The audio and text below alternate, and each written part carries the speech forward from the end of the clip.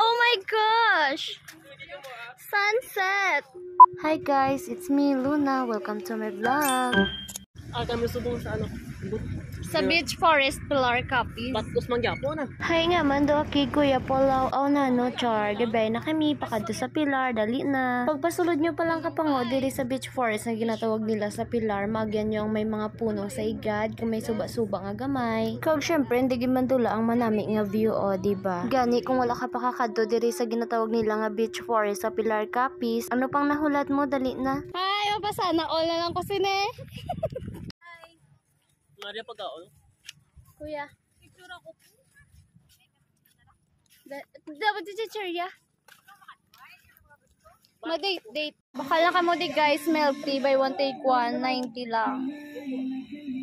May halo-halo man sila. Tig 50 halo-halo miss no. Wow, yummy.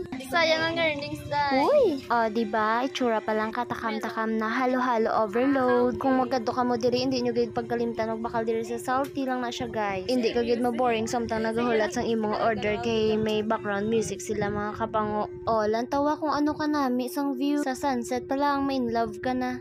I-try yun na ila halo-halo. Ate! Malimtan ang tanan, hindi lang coke day no. Aw na no. I love it.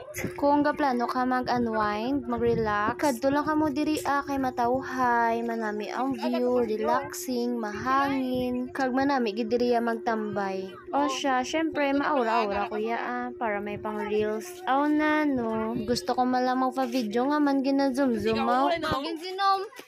Why ikaw pa? Ikalain ka video ka per? Boy na sunset.